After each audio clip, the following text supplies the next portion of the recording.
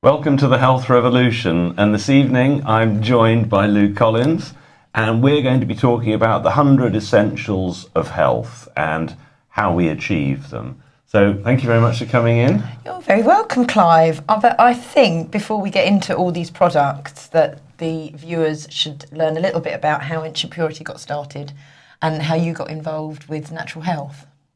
Well, I started off some 35 years ago. I learned how to do hands-off healing, and I then went from there into ophthalmic optics, and then got incredibly ill, got rheumatoid arthritis so badly I couldn't walk. They put me in hospital for 3 weeks. They told me they didn't know the cause, they didn't know the cure, but they could give me drugs and surgery. So I didn't like the sound of that, so I got taken out from hospital. They took me to Patrick Holford, who's now a very famous natural health expert, and he explained to me I was low on vitamins and minerals. And then some years back, I had the opportunity to start studying. This was about 15 years ago.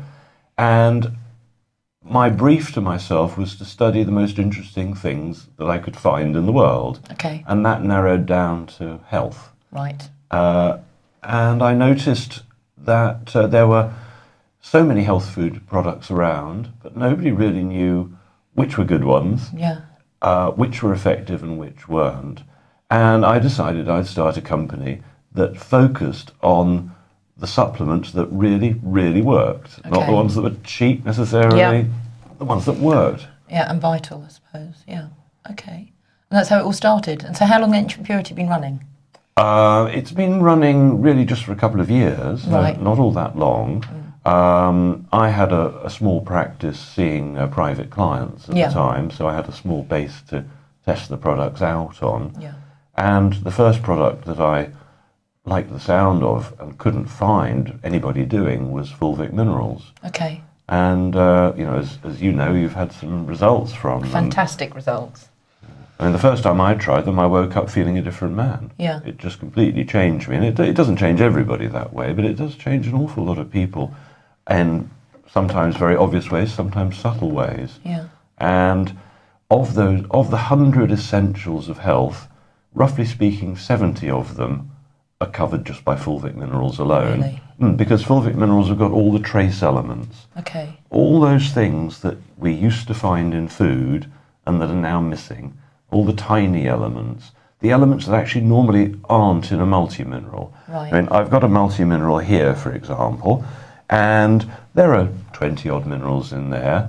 There's zinc and potassium and all the ones that we've heard of, and they're great and very, very important. And those ones, calcium, for example, would be considered a macro mineral. Okay. But the micro minerals are the ones that are missing from almost every single multi-mineral that you see in the shops. Right. I don't think I've seen one in a health food store in England recently that's got all the trace elements in. And the trace elements are absolutely vital.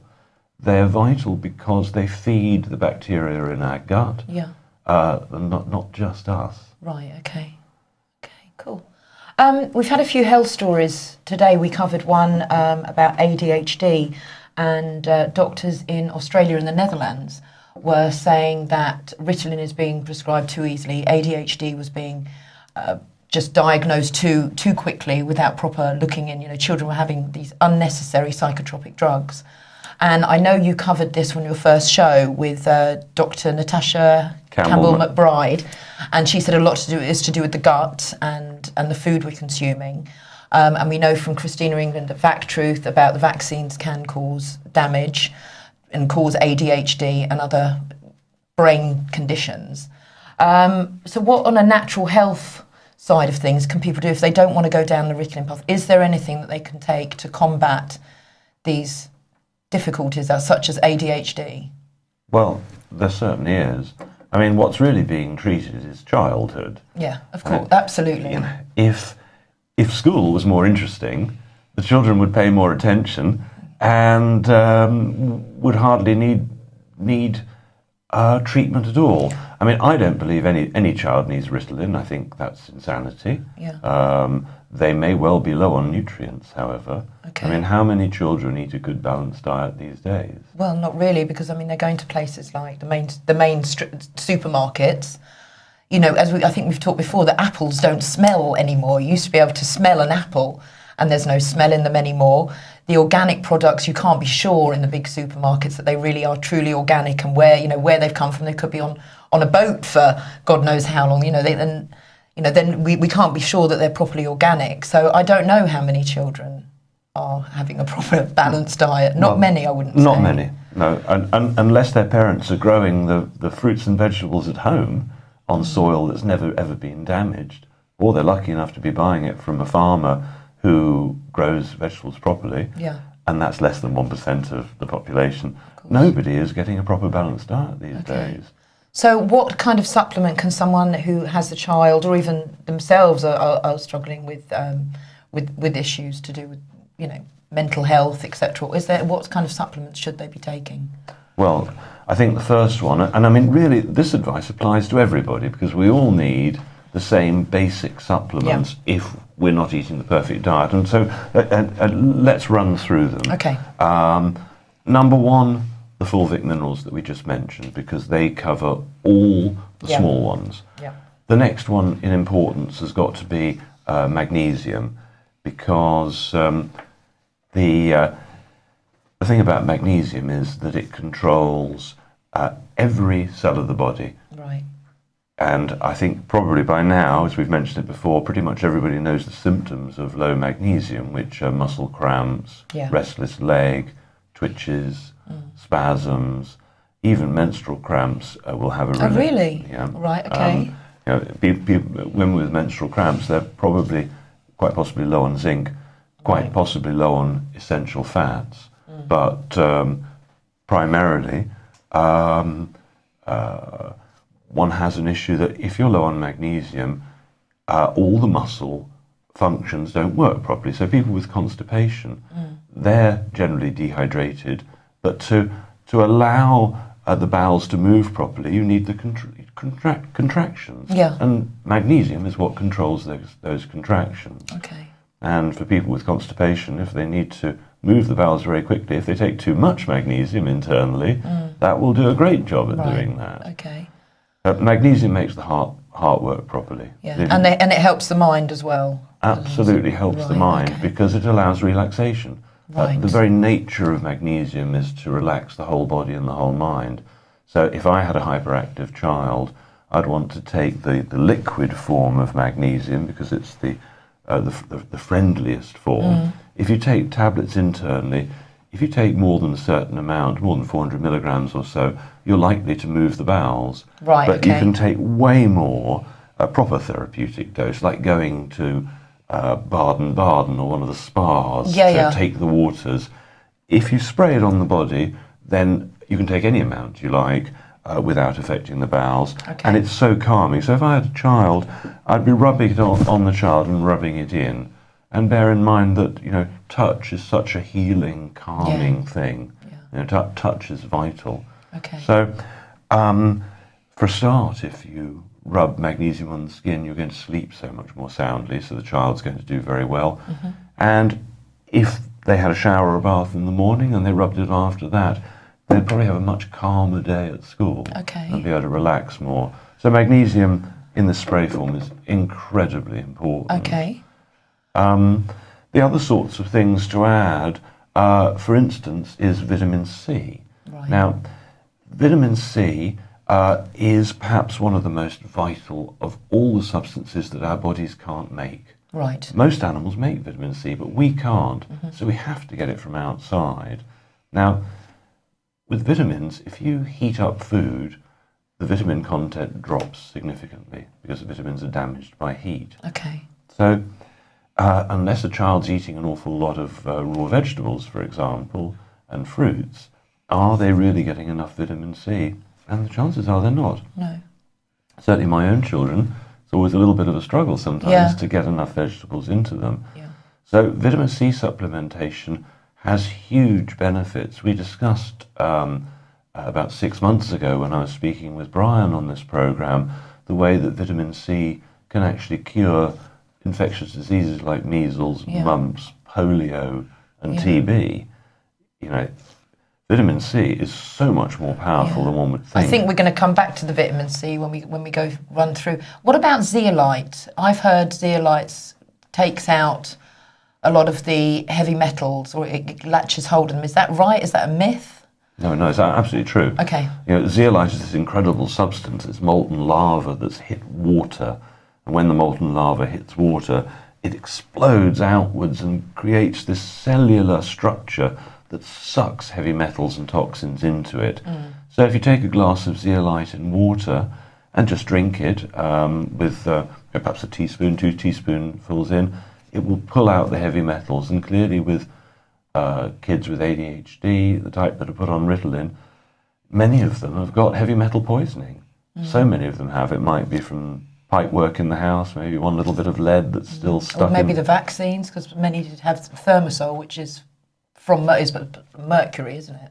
Yes, thimerosal, exactly. I mean, the vaccines are a very, very heavy load for a child to take.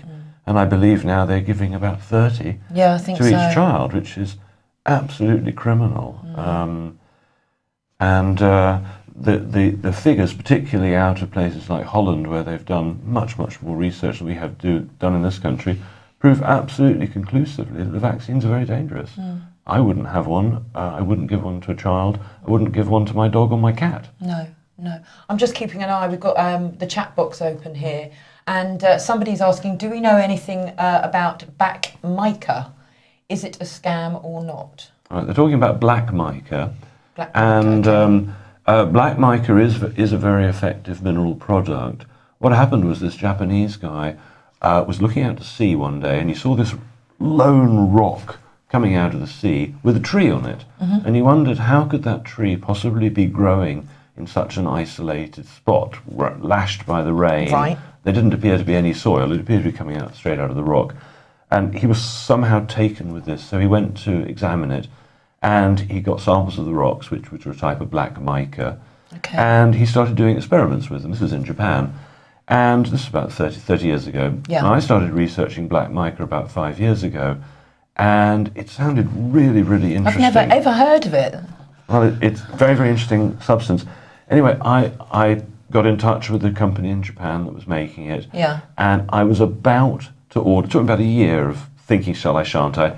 And I decided to order a few gallons of it. Okay. And just before I placed the order, on the day I was going to place the order, oh, by the way, at that point, Fukushima had just happened. Oh. And I asked the black mica manufacturers, where's your factory? And they said, Fukushima.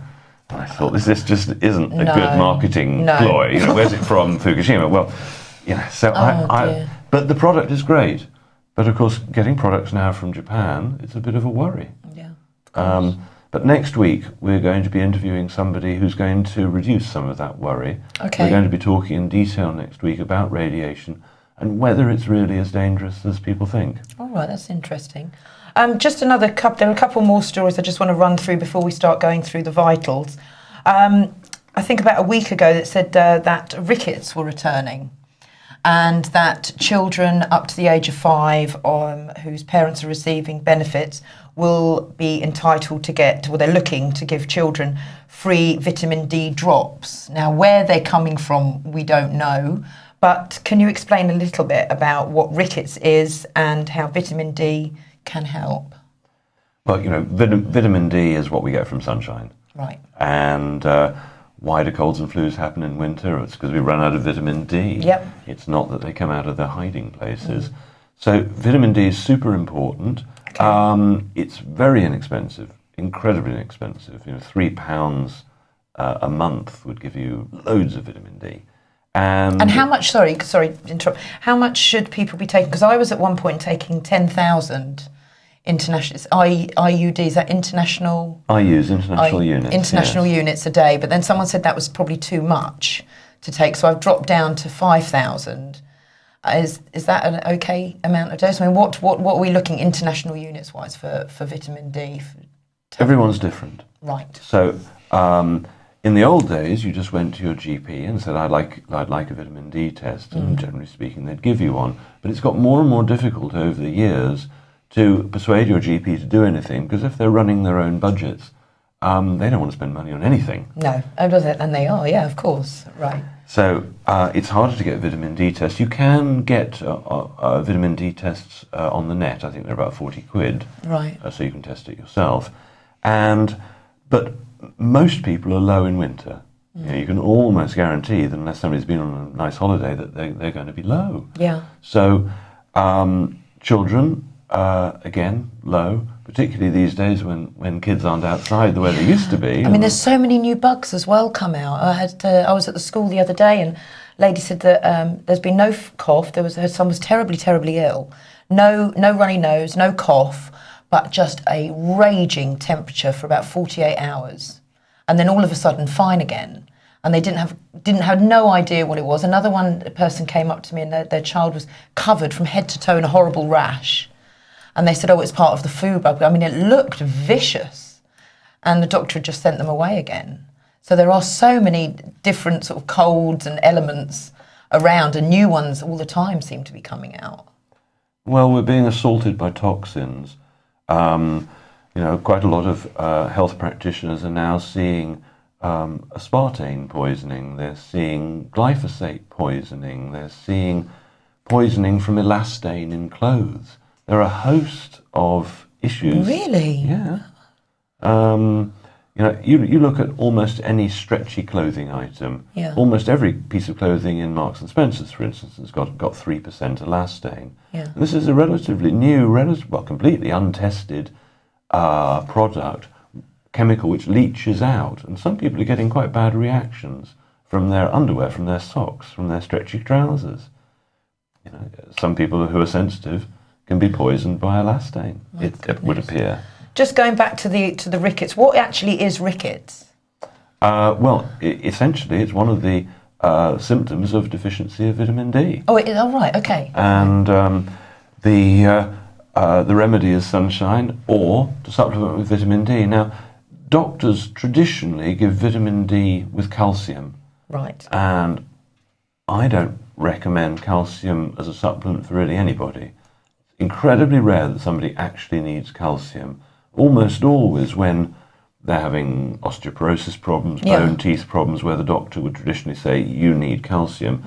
Generally speaking, they need magnesium, which is the thing that balances out calcium. You see, without magnesium, you can't use calcium properly. You can't use sodium properly. You can't use potassium properly. You need magnesium to make the other macrominerals work properly.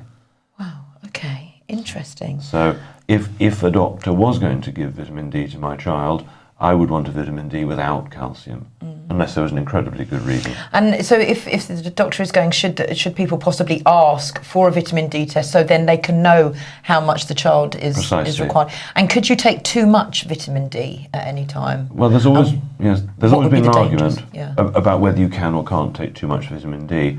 I've been researching now for some years, and I would say now it's very rare to take too much vitamin D, but it can happen, hence the test. So what people do, they get tested, then they supplement, then they get tested a month later and see whether their vitamin D levels have risen sufficiently. You want if I get it right, a 25-hydroxy vitamin D test. And the number you're really looking for is to get a number over 70. Okay. I thought I was low quite some years ago, and I got tested, and my level was under 30, which is very low. Yeah. And since then, I've had lots of people get tested, and a lot of people are under 30. It's quite common to be under 30, when 70 would be a much better number. And, I found, because I was low on vitamin D, when I started supplementing with it, my diet was already quite good, flus and colds stopped, ended. Fantastic. You've got a newspaper article there, and I think that's just really just covering what we've just said about these new. Oh no, it's the wonder cure for flu. Yes. What are your thoughts on this? This was on the Express today. Yes, the wonder cure for the flu, and it's talking about fermented turnips. Okay. Pickled turnips. You've been going on about fermenting vegetables for ages, and I know James and I, after you came on our show, we started fermenting everything, and you said it's really good for the gut. Well, our ancestors fermented foods to get through winter, to get through a cold winter. 150 years ago, when the Thames was freezing every year, for about 6 months of the year, you couldn't even dig the ground. It was frozen solid. So people, to survive, had become used to fermenting foods and salting them away. And by fermenting foods, obviously the food is deteriorating or fermenting in the time that it's being kept. So there are lots of living organisms working, eating away at the fermented foods. And those are the very organisms that our immune system, our gut, depends on and relies on. And that cycle has been broken.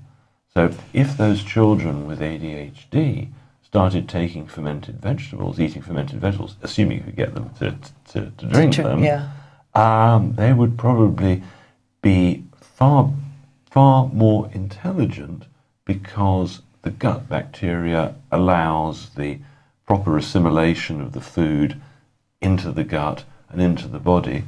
And what I observe is that a lot of people, particularly the children with ADHD, are hugely malnourished. Right. They're suffering from malnutrition. And so for viewers out there, how do people go about fermenting their own vegetables? What should they do, and what kind of vegetables should they use? Fermenting vegetables actually is wonderfully simple. All you have to do is to take any vegetable or fruit, hold it under water, and just leave it under water, and it will ferment. It'll go through an alcoholic stage, and it will become, the water with the fruit in it, or the vegetables, will become vinegar. People think that to make pickled onions, for instance, you take some onions, pour some vinegar on, do some magic, and it becomes pickled onions. But that's not the case. You take some onions, you cover them with water, and... How long for? Say a week. Right, okay. And the water will become pickled, as will the onions. So you hold anything under water, it ferments. If it pops up above the water, it will go mouldy. Right, okay. So if you're fermenting and a little bit does go mouldy, you can just pick that off and throw it away. Fantastic. But obviously don't do it in anything like plastic tubs or anything, because of the chemicals. Something like in a glass, put it in a glass container. It would still work in plastic, but obviously glass would be better. Okay. And generally one would take a big, wide, open-necked glass or earthenware flask or crock. And so if you were going to do a mixture of vegetables, you could cut up, for instance, beetroot, all raw vegetables, beetroot, carrot, celery. You could put in sweet potato, garlic, chili, onion, whatever you like. The smaller you chop them, the quicker the fermentation process. You'd be surprised. You take all those vegetables, put them in a jar, cover them with water, preferably add salt, because if you add some salt, it stops the unwanted bacteria getting hold. But not your normal table salt. You'd want to use a proper real sea salt, like a Celtic salt. And within 1 week, you've got a pickle. It's amazing. I've got some at home which I made with tomatoes, red peppers, yellow peppers, chili, onion, garlic, like a salsa. And within a week, it was just tasting fresh and fantastic. Now, let's say a month later, it's just got a richer flavour. And so could you put that in, would it be beneficial, say you cooked up some brown rice and then threw it into like a stir fry, or should you just eat it as it is, completely raw, not heat it up or put it in with stuff? Well, what this article is about how the Japanese eat their pickled vegetables. The Japanese don't have breakfast like we do. They have a savoury breakfast. It would be indistinguishable probably from lunch or dinner. And they'd have some pickles with it, because they're aware that the pickles help digestion. Right. They improve the immune system and so on. So all those cultures, Indian culture, Korean culture, Japanese culture, and many others in that region, eat pickles with every meal, because they know the benefits of digestion and the benefits for their overall health. In the same way, the Japanese will often eat ginger with every meal because it kills parasites. If they're eating a lot of raw fish. And so the Daily Express has discovered that the wonder cure for killer flu is pickles. And they're absolutely right, for once. For once, they're right. Yes. Well done, Daily Express.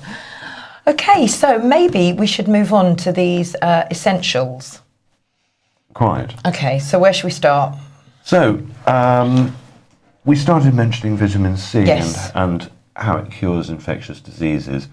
You need to have pretty high doses to do that. And somebody might want to take, say, perhaps 8 or 10 grams of vitamin C if they really wanted to get a pretty serious dose of it. Now, most of us only take 1 gram or 2 grams, perhaps. Yeah. But one can take much more. Now, let's say somebody's got an eyesight problem. They might want to take quite a bit more and see if their eyesight improves. It can upset the belly, though, a little bit with too much vitamin C. It can indeed, so one needs to be careful. Probably the most one would want to take at one time would be perhaps half a teaspoonful, and perhaps a small half a teaspoonful in a glass of water. Any more than that, again, like the magnesium, might move the bowels if you took too much. But there are different types of vitamin C. There's ascorbic acid, which is the one that most people think of, the white powdered vitamin C. And that one, more than half a teaspoonful first time out, might move the bowels. But you can build up. So let's say you want to take a large dose, half a teaspoonful, probably about 3 grams. If you could take 3 grams every couple of hours. So you could soon build up. Or you can go to the second type of vitamin C, which is a fruit-based type. Is that the one we've got here, is that? There's a picture.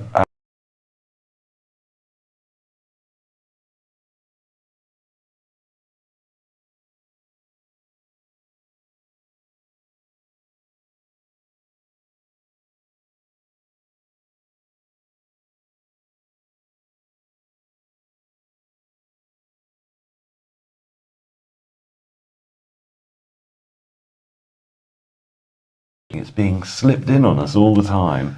New little changes making the food or the products worse than they used to be. So at the moment, I would say every multi-mineral on sale virtually is dangerous because it's got genetically modified vitamin C in it, and the multi-minerals also have got synthetic minerals and synthetic vitamins in these days. I've seen some with aspartame in as well. You know, a lot of these manufacturers are in it for the money, they're not in it for your well-being. No, of course not. So the second type of vitamin C, which we can show on the screen,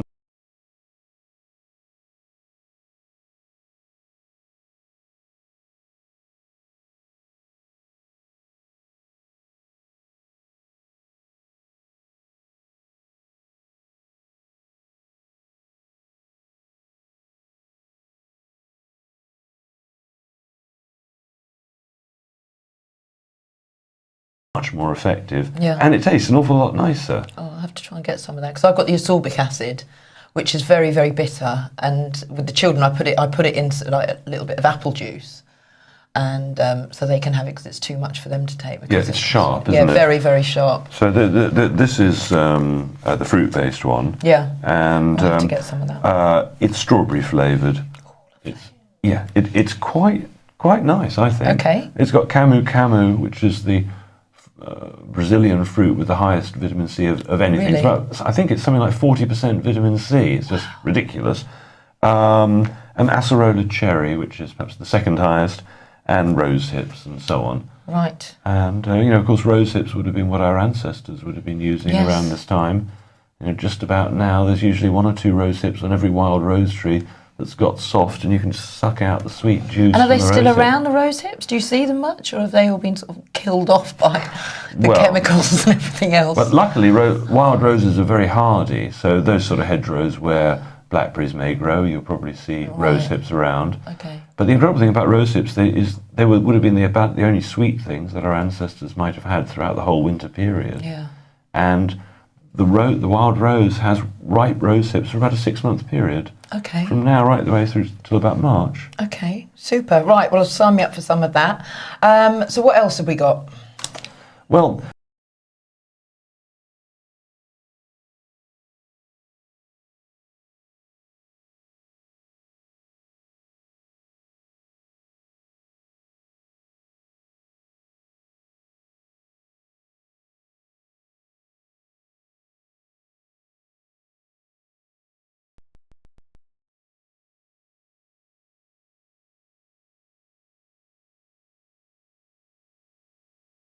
and we'll probably find that in the future, doctors of the future will be saying to everybody, well, the first thing you need to do is detox.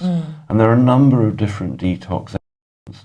We mentioned at the beginning fulvic minerals, these soil-based minerals, and they're possibly the most powerful detoxer around, probably even more powerful than zeolite. Yeah, I think we might have a slide of zeolite, but I think it might be the...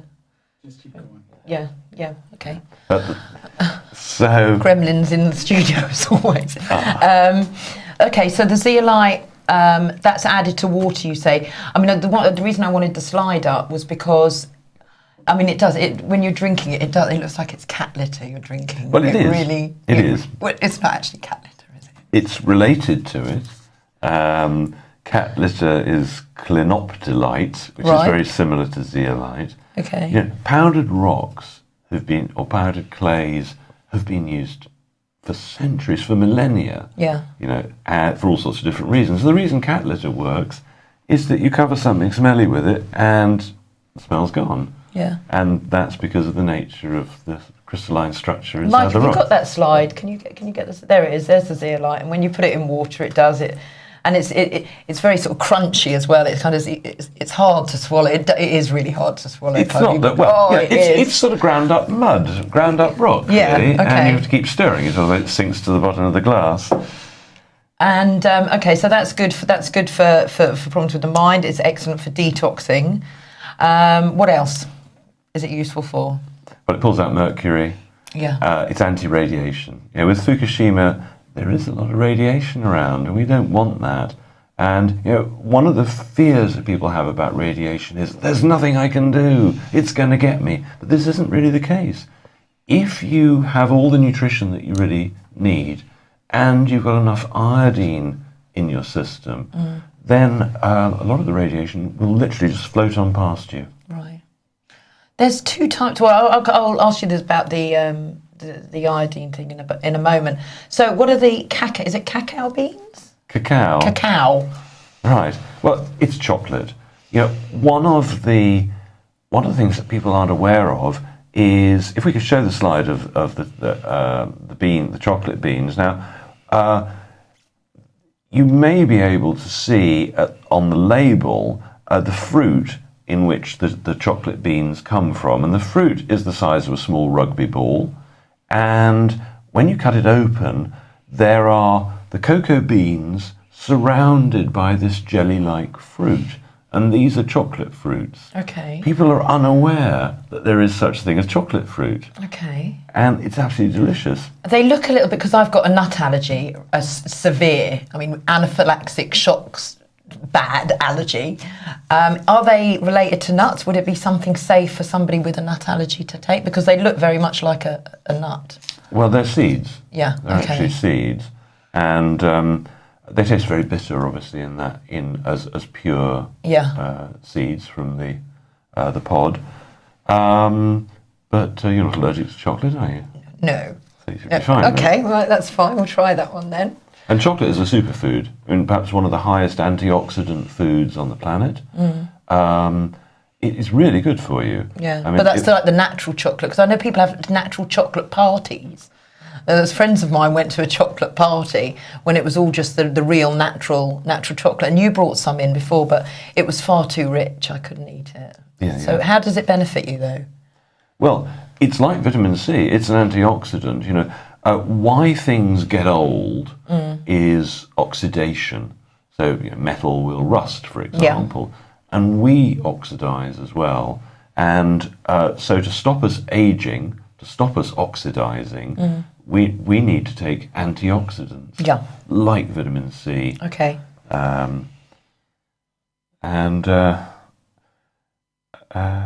Where were we? The cacao bean. The cacao, exactly. The great thing about chocolate is that it creates happy chemicals in the brain. Yeah. It creates serotonin. It really does change the mood. Yeah. But of course, people who are craving chocolate, that's another issue. People who are craving chocolate, often they're low on chromium. Okay. Often they're low on magnesium, which is the reason they're craving it. Okay. There are a number of reasons why chocolate, and obviously you want chocolate as free from sugar as possible, so the darkest chocolates that you can handle. Okay, I like the milk chocolate. Yeah, well, try and educate yourself to the darker ones. Okay. Go to the dark side. Go to the dark side. Okay, bentonite. What is bentonite? Bentonite is another powdered rock. And people take bentonite to clear out the mucoid plaque that's possibly gathered in people's colons if they've been eating a lot of meat for a long time. The problem is with eating meat is that it doesn't tend to flush through the colon properly. Okay. It tends to get stuck there. So what people can do is they can get a glass of water, put a teaspoonful or two of bentonite clay in. I think we've got a slide of it up, yeah. And drink it. I'm afraid these slides aren't that exciting because they're just showing rock powders in packets, but never mind, we're probably more exciting. But the bentonite, so interesting. The first time I ever gave bentonite to somebody is this girl, 28, and she said, you never guess what came out. She said, piece of yellow Lego. She said, it must have been at least 15 years ago that I swallowed this piece of yellow Lego, and it had been stuck in her gut all that time. Wow. But the bentonite clay had pushed it out. Okay. People often take psyllium husks, type of plant material, with bentonite clay to help smoothly. So that's another push things excellent through. thing. So you have the zeolite and the bentonite clay. You should have a proper old clean out. Have a proper clean out. Yeah. And people have been doing this for thousands of years, using clays to clean oneself. Okay. Okay, so bee pollen. Well, bee pollen is a fantastic source of protein. Okay. It's like chocolate in a way because they're both incredibly complex foods. Chocolate has got over 2,000 different flavonoids in it. Right. Vanilla, for example, has got, I think, 4. Chocolate is so complex, as is bee pollen, because you can imagine that the bee has stopped at thousands and thousands of plants, of flowers, taking the nectar, taking the pollen. So bee pollen is so complex, it's incredible. Bee pollen, ideally, is arguably is one of the best sources of vitamins and minerals of anything. Wow, okay. It's fabulously well balanced. I mean, of course, it depends what the bee has been collecting. If it's been collecting from genetically modified organisms, that may not be quite as tasty as something wild. What about the allergy side? What if there are, because people do have an allergy to bee stings? Would the bee pollen have that? Yes, it can. It can. So I advise people to take one single grain of pollen and try that first. And wait 5 minutes before they have more. Now, people who could get anaphylactic shock from bee pollen will know about it because they'll get an itch happening in their throat, and they'll know not to take more. Yeah, yeah. It can be a dangerous product, but assuming you get on well with it, and most people do, a lot of people find it delicious, but bee pollens vary. Depending on what time of year, what they've been feeding on. Just occasionally we've had batches of bee pollen that have been bitter. Usually they're sweet and lovely, but you can never be, it's a natural product. It always changes. And honey, the benefits of honey. Well, how is honey benefit? Just while we're on the bee subject. Because there's someone mentioning it as well. African honey, they're saying, is very nice. Well, honey is the only product that doesn't go off. They find honey that's been, lost in a shipwreck 2,000 years ago. It's still fine. Honey never deteriorates. The only food that never deteriorates ever. So you can imagine the properties that's a food like that has. It's antifungal, antibacterial, antiviral. If you had a cut, you could put honey on it. If you had a burn, you could put honey on it. And as most of us know, there's Manuka honey. Yes. Where I believe the trees have eaten the tea tree plant. Okay. I'm pretty sure that's it. So they've given the beneficial properties of the tea tree to the honey. And so people are recovering their health just with eating honey. And you've probably seen in the shops, they sell like 5 times strength. The one that was shown on the screen just now is 10 times strength, then you get 20 times strength, and so on. The 20 times is much more expensive.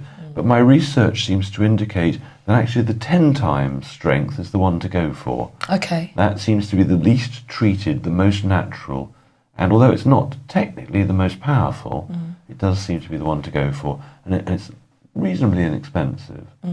So, I mean, honey, if you're diabetic, for example, you don't want too much. If you had cancer, you wouldn't want too much. Cancers eat and they feed sugar. off, yeah. But for most of us, a little bit of honey is a fantastic treat. Yeah, okay. Now, Hunza apricot kernels. Well, the Hunza were the longest-lived people on the planet. Yeah. Hugely well documented. And the curious thing is that 100 or so years ago, when the British were in Hunza land, which is near Pakistan, they were recording women giving birth at the age of 80. Okay. Right. How fit were those people? Right. Yeah, they were fit. Yeah. There were cases of people working the land at 120. How is that? Okay. How is that possible? With Well, I know. How is that possible? But it's all recorded. There are a number of very interesting books on the Hunza. There's one by a doctor called Dr. Wrench, W-R-E-N-C-H, which I read some years ago. And he looked into why the Hunza were the longest-lived people and what they did. And they ate jolly well, and they ate apricots. They lived at very high altitude, about 16,000 feet. Yeah. And the things that grew really well there were apricot trees, mulberry trees, cherry trees. And because they had long, harsh winters at that altitude, they survived the winters by fermenting food, by drying food. And apricots, of course, were easy to dry. And you've got the advantage that if you break open the stone in the apricot... I think we've got a slide of the what they look like. We've got the apricot kernels, the centre part. So, and they are anti-cancer. There was a film in the 1970s, I think it was called something like The Cure for Cancer, I can't quite remember, which pointed out that vitamin B17, which is found in apricot kernels, was curing in some cases people's cancer. I'm not saying that. I'm not saying it does. It's just what the film said. Rather than having just the kernels, I prefer buying the whole dried apricot. Yeah. Because when you buy the kernels in packets, while for people with cancer, they like to buy the kernels because they can't eat the apricots; they're too sweet. Yeah. But for the rest of us, if you eat the apricot and then crack the kernel open yourself from the stone, it tastes much, much fresher. Okay. When they're already cracked and opened, then they taste a bit almondy, a bit marzipan-y. Okay. And some people love that taste, but I don't either. No. So I'm just having a little look in the chat room. Where do we go? Okay, what does Clive think about tea China or India? Well, I was speaking to Joy Warren, who works with West Midlands against fluoridation, and she was telling me that if you have tea with milk, it neutralises the naturally occurring fluoride that's in tea. So, but if you have it without milk, as people might drink green tea, then they're getting more fluoride. Yeah. So while green tea has a whole host of benefits in all sorts of ways, it's an antioxidant, it does all sorts of things, supposedly it adds to our fluoride load. We don't want that. I think we might have missed a couple of questions. Where are we? Oh, they're saying about McDonald's burgers never materialise. No, I think we're up to date with the question. Oh, propolis. Your views on propolis? I've never heard of propolis. When you have a beehive, the bees make propolis, which is the material where if there are cracks in the hive, they make this material to fill the cracks. Okay. And again, every product from the bee has these huge health benefits. So propolis has huge health benefits, and they make it into tinctures. They use it in all sorts of ways. Royal jelly, that's the stuff they feed the queen. That has fantastic health properties. Yeah. You wouldn't want to be a queen in a beehive. No. Not a lot of fun. Okay, so we will go on to chaga mushrooms. Chaga mushrooms. I don't like mushrooms. Well, chaga is different to ordinary mushrooms. It's a tree-growing mushroom, and I've got a sample of it here. And this is it, is it? This is chaga mushroom, yes. Okay. And you may well have seen it growing on. It grows on birch trees, silver birches, some other trees. You might have seen a big black-brown lump, maybe 20 foot up the tree, growing out of the tree. Okay. It's like a growth. And so chaga mushroom got famous from the author Alexander Solzhenitsyn, who won the Nobel Prize for a book called The Cancer Ward, Okay. where they're in Siberia, in the cancer ward, in the labour camp or whatever it is, and to cure themselves of cancer, they go out to find the mythical chaga mushroom growing on the trees. Oh, right, okay. They find it and cure themselves. Fantastic. And chaga is incredibly interesting. And how would you just bite into it, or? No. That would not be a pleasant experience. What you want to do is you chop it up and you boil it. All right, okay. It's a good job I just didn't take a bite, because I almost did. Well, yeah, it would have been a bit like eating the bark of a tree. Okay. In fact, I can't actually bite into it at all. Okay. But yeah. So the incredible thing about this, you can boil it up endlessly. It's like the soup stone. There's enough here to make, 60, 100 cups of tea with it probably. And when you make chaga tea, it's not at all like mushrooms. It tastes quite sweet. All right. People quite like it as a coffee substitute, tea substitute. So you boil it up for about 3/4 of an hour, ideally, one wants to have some soaking in brandy or an alcohol as well to take the tincture out, because with so many natural materials, herbs and mushrooms and so on, you can extract some of the goodness with water and some of the goodness with oils, some with alcohols and so on. So to get the full goodness of chaga, you want an alcohol extract and a water extract like tea. Okay. But just the tea itself is very, very healing. Again, a huge antioxidant, one of the most powerful things for the immune system. And it's what they call an adaptogen, which means it helps the body adapt. Okay. And so, if the body is under the weather for some reason, being assaulted with something, it helps you adapt. And it's very powerful. And you can make the tea and you can add other things. I mean, here, for instance, there's a cinnamon stick. Cinnamon and chaga go really well. This is licorice. Not everybody can handle licorice. Is that licorice, is it? Yeah, real licorice root, yeah. And lots of ancient cultures use licorice root to clean their teeth. Really? Fantastic. I'm learning, Clive. I love this. I love this product, Celtic sea salt. Well, it's great. It is great. It is great. It's delicious, and it's salt that our ancestors would have recognised. Salt was worth more than gold 2,000 years ago. And who would have thought it? Salt was worth more than gold. What? Really? Yeah. Wow, okay. Yeah, the word salary comes from sal, salt. Okay. Because the Roman legionnaires were paid in salt. You get all these dangers, like in the Express, in the Mail, that people are having far too much intake of salt. It can cause heart attacks, etc. The dangers, I mean, how much Celtic sea salt can one take? Well, you see, the warnings about salt have been given for table salt, that the fine powdered stuff that's got chemicals added in as just sodium chloride, just 2 minerals taken out of the 70 or so.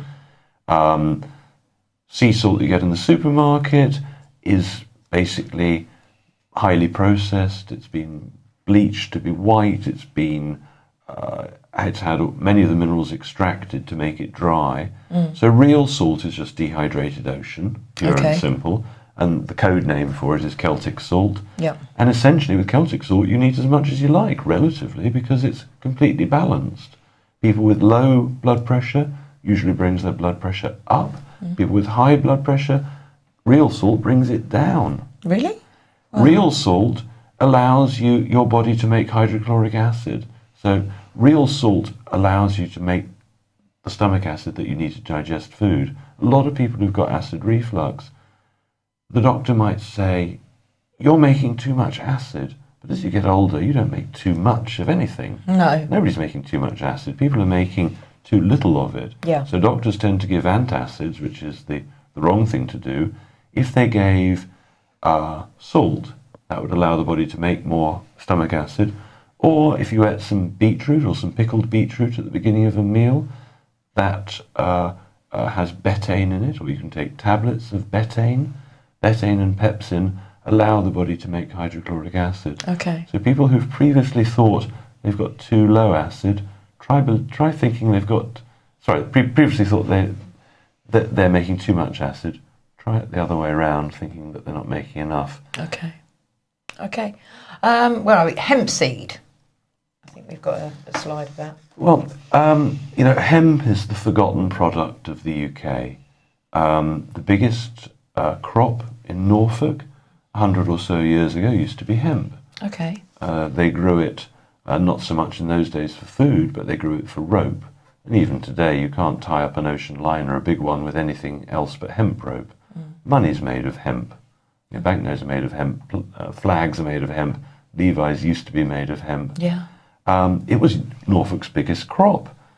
It was prized. Now today, we can eat the seeds. The problem is that the seeds have the shell, which is crunchy, but we sell hemp seed with the outside seed taken off. Right. And it tastes delicious. It tastes like sort of soft nuts, if you like, and you can sprinkle it on yogurt, you can sprinkle it on salads. They taste fantastic. Hugely high in protein, hugely high in essential oils, the essential fats that we all need. Fantastic brain food. Brilliant. Okay. It's inexpensive. Because clothes made out of hemp as well, aren't they? You can go there's so many products that are made of hemp. Yes, and hemp is, if there was one plant that could save the planet, it's hemp. Wow. Because you can make fuel with it. Unlike trees, which have to be cut down to make paper, you can make paper with hemp without having to cut down any trees. It's an annual crop. It's a weed. It needs no pesticides. It needs no chemicals at all to grow crops of hemp. It's very, very simple, and it was made... So why aren't we using it more? Well, in the 1930s, hemp was demonized deliberately because it was a rival to paper, it was a rival to cotton, it was a rival to a whole host of industries. Henry Ford made a car out of hemp. If you put hemp car, Henry Ford, onto YouTube, you'll see his 1930s car, and there's a man with a pickaxe. He smashes the pickaxe against the car and it just bounces off. It's so much stronger than steel. Doesn't dent. Incredible. I know somebody in America right now who's making hempcrete, concrete made with a hemp base. Far stronger, far lighter, far more durable, far more resilient than ordinary concrete. And unfortunately, they conned the whole world with hemp. They made it illegal. Why? Well, hemp and marijuana, hemp and cannabis, are the same plant. Right. And they deliberately put out a whole host of films like Reefer Madness, where they portrayed cannabis smokers as crazed lunatics. Right. And they got the law passed to ban marijuana, which was a new name they'd virtually made up to fit the purpose. And then suddenly the farmers woke up to find that hemp was banned. Right. And they didn't realise that marijuana was hemp. Okay. Then the Second World War came, and they had to repeal the law. So both the American and the English government suddenly made hemp legal again. They started making special films like Hemp for Victory, encouraging farmers to plant hemp galore because they needed the rope. Yeah. They needed the materials the hemp could provide. And then after the war, they promptly made it illegal again, allowing... So is hemp illegal to this day? It's illegal now. It is. But you can seeds, grow it... What about those seeds? No, the seeds are legal. Right. The seeds are legal. They'd be illegal if you planted them. Okay. But they're legal if you haven't planted them. Right. And there are people with licenses to grow hemp, and you can go to the doctor and you can buy hemp medicines. It's called Sativex. And it is prescribed mainly for pain for multiple sclerosis patients. But anybody who's interested and goes on to YouTube and puts in cannabis oil, for example, cancer cure, those sorts of words, they'll see films of people claiming that hemp oil has cured almost every disease you could possibly imagine. And it's part of the essential healing oils mentioned in the Bible. The thing is that oils have been used for a long time. The hieroglyphs in the pyramids show essential oils being made. It gives the recipes on the hieroglyphs for dozens and dozens of different essential oils. Yeah. The oldest essential oils still they ever found, they age at 8,000 years old. Goodness. So, in the Bible, the frankincense and myrrh, it's unlikely that they were physical herbs, but rather they're almost certainly the essential oils. I'm just keeping an eye on the clock here. Mike was pointing. We haven't got long, so we've got to rush through these. Let's go on to the goji berries, Clive. Well, goji berries are incredible. They're delicious as well. They're absolutely delicious, but it depends where you get them. If you go to the health food store, they're often dried up and tasteless. It took us a long time to find a source that really were delicious. And I eat them, not just because I like the taste, but they're brilliant for eyesight. Are they really? Wow. Absolutely brilliant for eyesight. And they have more vitamins and minerals, more or less, than any other fruit. Of all the fruits in the world, goji berries are probably the healthiest fruit. And berries in general, of course, are fabulously healthy. Right, we've got to rush through because we've literally got 3.5 minutes. Colloidal silver, vital for the cupboard.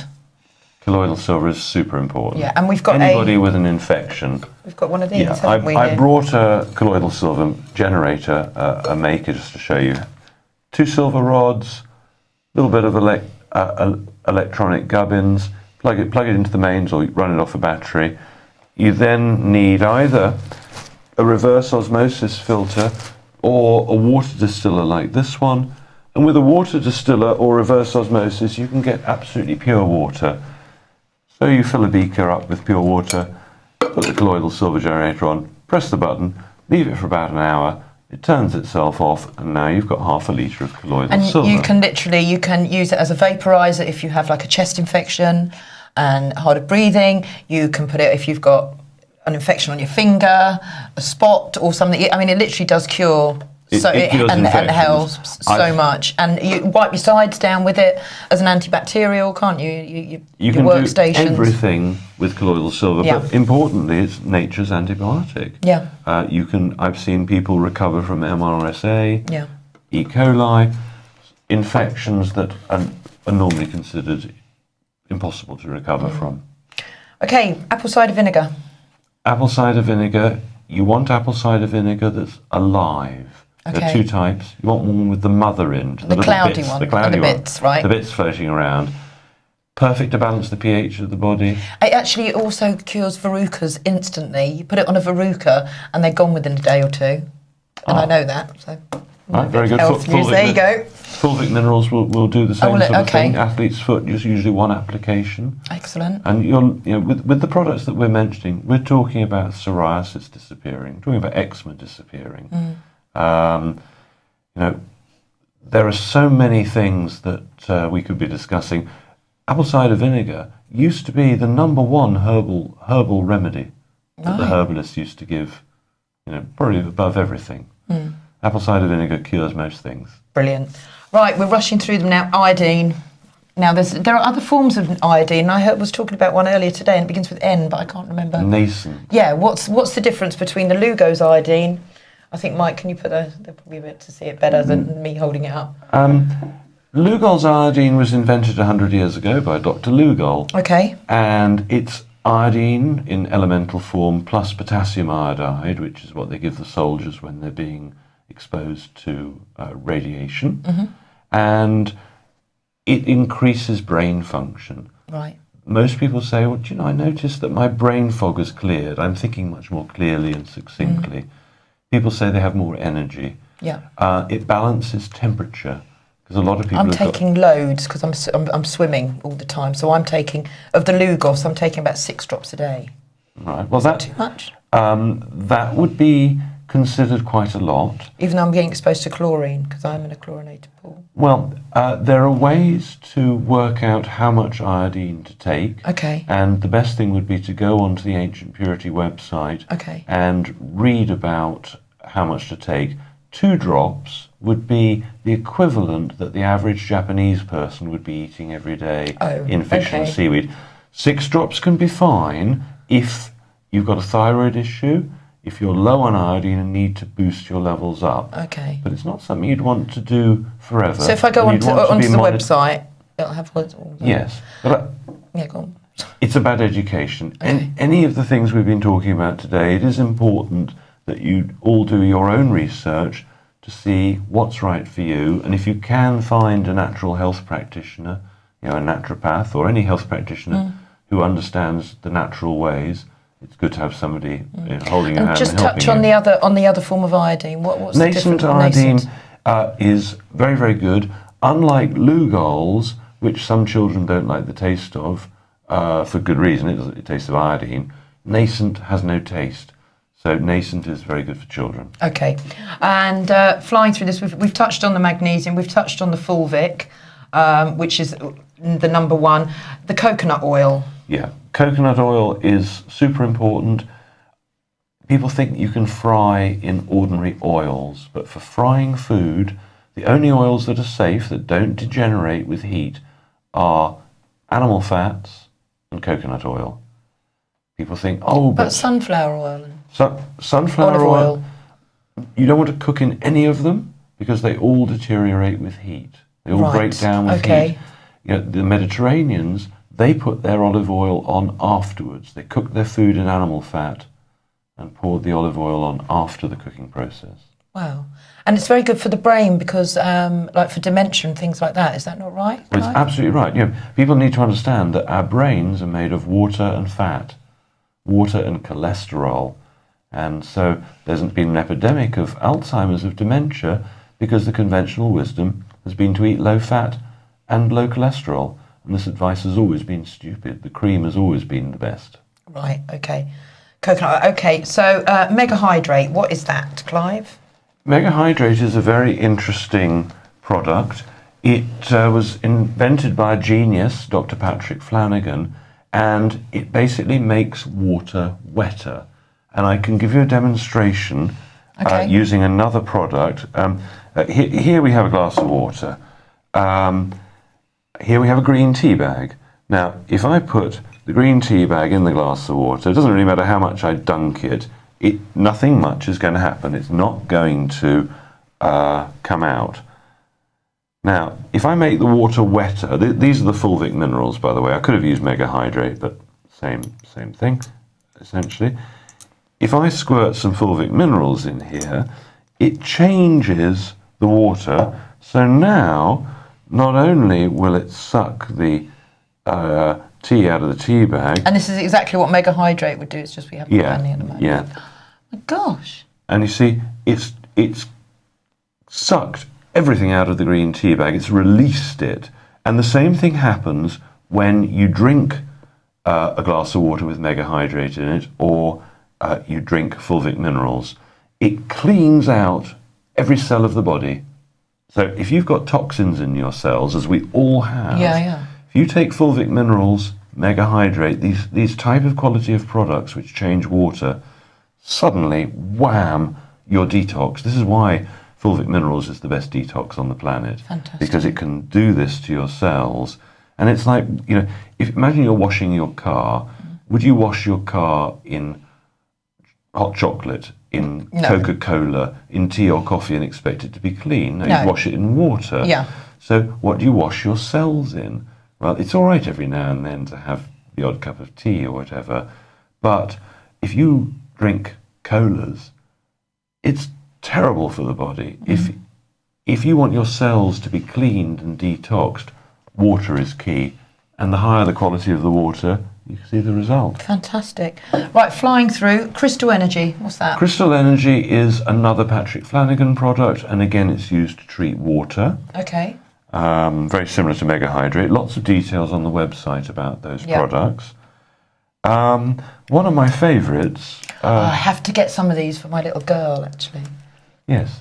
They're not only incredibly cool, well, maybe not, but it improves your eyesight. Now, all you got to do... Mike needs a pair of those. Go and try them. See, look how cool. Yeah. Well, the Blues Brothers. Exactly. Yeah. So what these are pinhole glasses. Yep. And there are lots of pinholes, but actually each eye is only looking through one pinhole at a time. And if you want to catch something, a ball that's flying towards you, you want to use your peripheral vision, because that's catching all the movement. An animal's about to get you, and you can grab something. But if you want to really focus on something, you want to use your central vision, the foveal vision. Now, as we get older, the muscles that control the fovea get weaker. So if you look through pinholes, you can feel, when you focus on something, you can feel the muscles working. So let's say your problem is you're not seeing in the distance too well.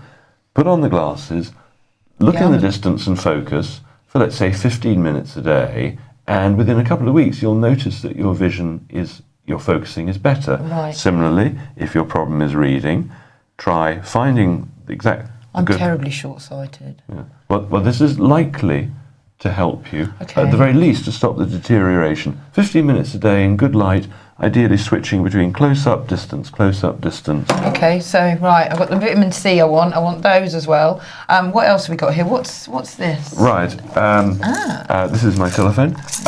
This is a shower filter. Okay, what are these? There are 3 different types of filtration systems, and what these little balls do is they do a number of things. They change the charge of the water. Okay. So, what we've done here is we've changed the electrical charge of the water, and you can do the same. So, whereas normally in the shower it might smell of chlorine, the water might feel hard. When people shower, when it's gone through this system, the water feels much softer. People say, my skin feels better, hair feels better. Yeah. It depends on how good your water is in the first place. But they're cheap. I can't remember how much they are, about £12 or something, last for about 9 months. And you've got to remember that it's not only you want to avoid chemicals through drinking, but it's all going in when your body gets hot and the pores open up and you're having a shower or a bath. All those chemicals are still going in. I never forget what you said to me, that if you wouldn't eat it, don't put it on your skin. If you wouldn't put it...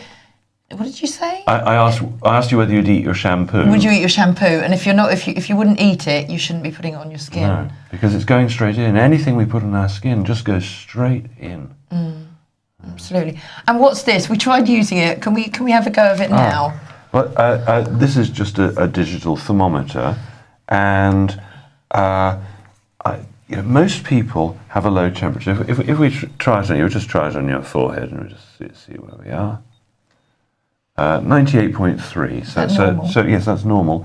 And interestingly, I've been reading a fantastic book by Dr. Barbara Wren, and she says that when she was training as a nurse, something like 40 years ago, the body temperature was considered to be 1 degree higher than it is today. Now, body temperature has a lot to do with how well your immune system's working, and because we're all being poisoned with chlorine, and some of us with fluoride, amongst other things, people's body temperatures are dropping. And they say if your body temperature drops 1 degree, your immune system can be out by up to 40%. So wow. It's quite big. And that's why if people have a fever, this is a good thing, not a bad thing. Do not suppress a fever.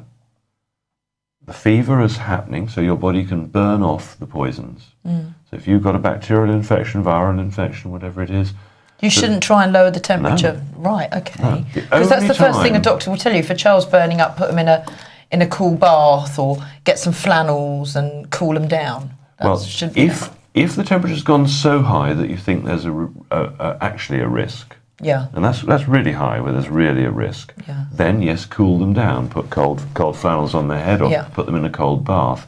But generally speaking, the body always does the right thing. The body always knows what to do.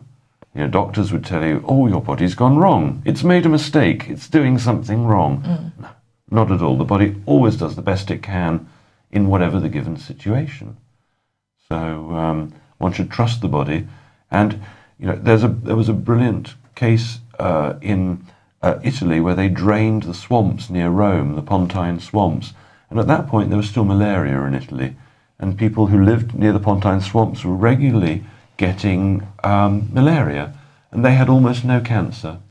What? They drained the swamps and now people stopped getting malaria, which was giving them high temperatures, and they got the same rate of cancer as Rome within just a few years. So high temperatures kill all types of pathogens. High temperatures happen for a reason. Your body never does something by mistake. No, clearly not. I think we're done. Okay. What do you think? Thank you for having me and letting me come on your show. Well, thank you very much for asking me all the right questions. Okay. And I'd like to say to viewers, if you're interested in any of the products, I started a website specifically to provide real products that really work. It's called ancientpurity.com.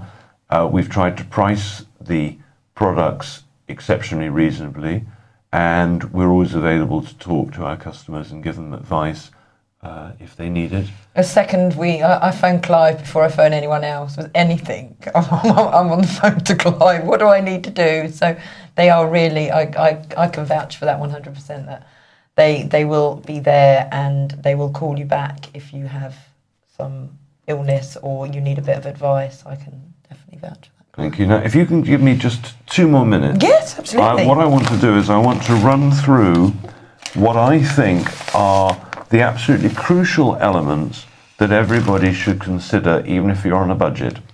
Now, the crucial things, and you might want to get pen and paper, the crucial things are fulvic minerals, Lugol's iodine, magnesium, Celtic salt, a good multi-mineral, multivitamin, which we do on the site, vitamin C, vitamin D, chlorella, or if you're on a budget, spirulina. Both of them are on the site. They're a blue-green algae. And for an emergency, always have some silver on hand. Now, I've been working out how much it costs per month if you wanted to have all those things. And the price comes to £56 a month if you wanted to really go for it. Now, I reckon that if you're taking all those items, the chances are you should be well. I can't guarantee it, but most people are well on that combination. So let's say you think £56 a month, that's way too much. Well, you could take half the amount, and there's a good chance that you'd still get all the benefits that you want. So we're talking about £27 a month. So those are key, absolutely key. And so thank you very much. Thank you. Sorry, I'm just looking at the chat room. They're wanting me to turn into a crash dummy and guinea pig. But thank you, Fraggle. They're saying, love this show, love this show, love this show. And thanks, Alex. I'm not going to be a crash test dummy. Thank you anyway.